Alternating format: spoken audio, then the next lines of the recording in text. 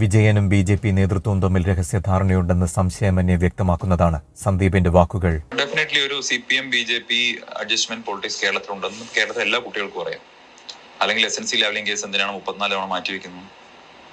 എന്തിനാണ് പിണറായി വിജയന്റെ കാര്യത്തിൽ ഇത്രമാത്രം അയാളെ സേവ് ചെയ്യാൻ തന്നെ ശ്രമിക്കുന്നു, മുഖ്യമന്ത്രി സേവ് ചെയ്യാൻ തന്നെ ശ്രമിക്കുന്നു?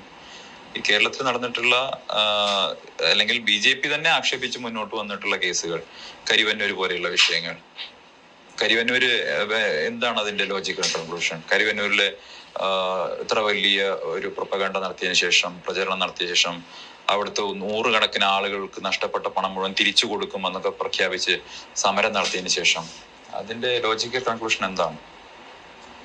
ചില തട്ടുകളിൽ എത്തുന്ന സമയത്ത് കേസ് അവിടെ അവസാനിക്കല്ലേ, പിന്നെ അവിടെ മുകളിലോട്ട് പോകുന്നില്ലല്ലോ.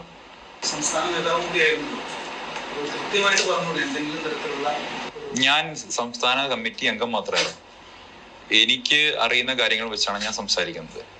അതില് എനിക്കറിയാവുന്നതും ആയിട്ടുള്ള കാര്യങ്ങൾ മുതൽ ഇപ്പോൾ ഉദാഹരണത്തിന് SNC ലാവിനുമായി ബന്ധപ്പെട്ട ഒരു വിഷയം ചാനൽ ചർച്ചയ്ക്കിടെ വരുന്ന സമയത്ത് ഞങ്ങൾക്ക് വാസ്തവത്തിൽ മറുപടി പറയാനുണ്ടായിരുന്നില്ല.